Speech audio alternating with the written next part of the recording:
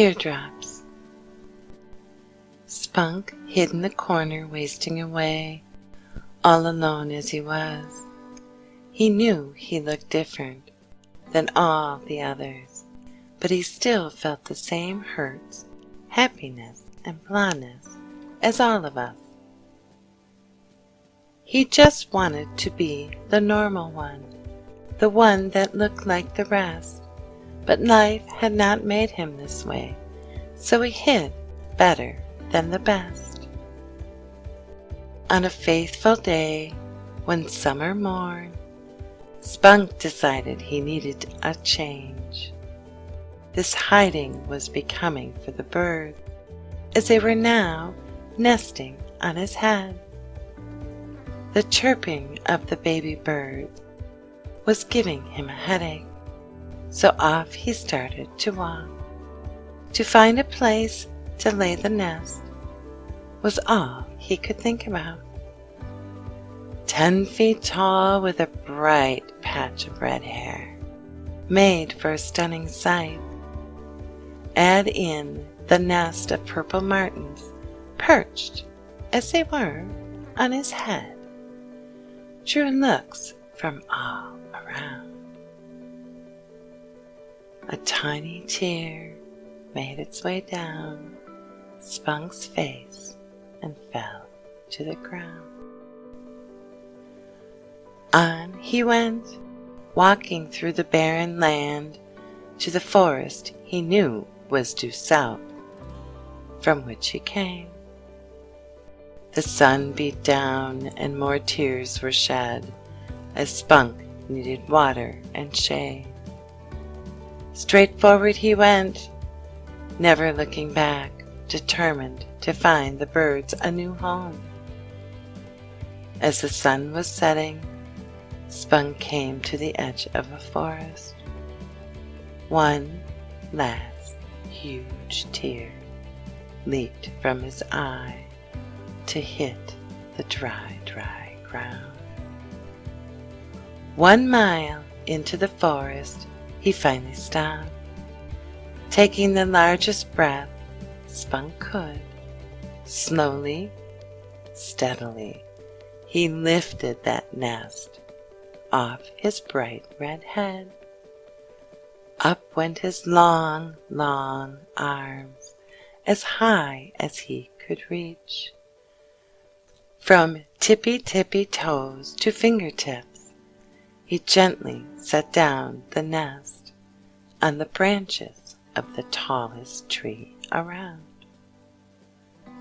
The birds, all 8, thanked him from the bottom of their hearts, asking him to stay, as they had grown quite fond of him.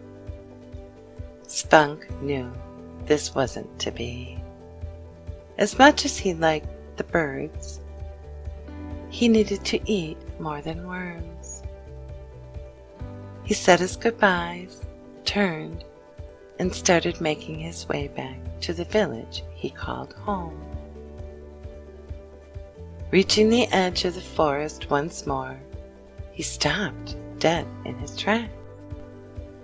Looking this way and that, he made sure he was in the correct place he had come in. There was no denying he was in the exact same place he had entered the forest. He knew this by looking at the position of the stars. He knew he was facing due north.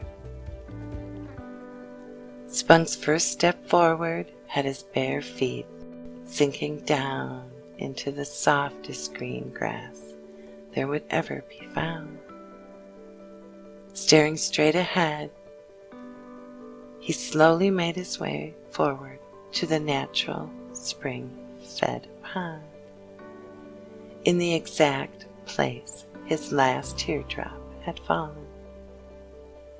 Sinking slowly to his knees, he reached forward, cupped his hands, dipping them into the pond. Hands now full of the coolest wet, he brought it to his lips and drank the purest water in the land. Thirst finally quenched, Spunk looked further past the pond to find his trail home was now a beautiful path surrounded by shade trees and a bubbling creek running alongside. Flowers bloomed, grass grew, while animals came out of hiding to search through this new wonder they now found part of their home. You see, the selfless act performed by Spunk would have been the death of him. He knew when he set off 7 days ago he would never make it back alive. Not drinking water for 13 days, his body would have withered away. Spunk's upbringing and the duty he knew was his in protecting the family of purple martins on his head, taking precedence over all. It didn't hurt he came from very special parents in the end. Thus,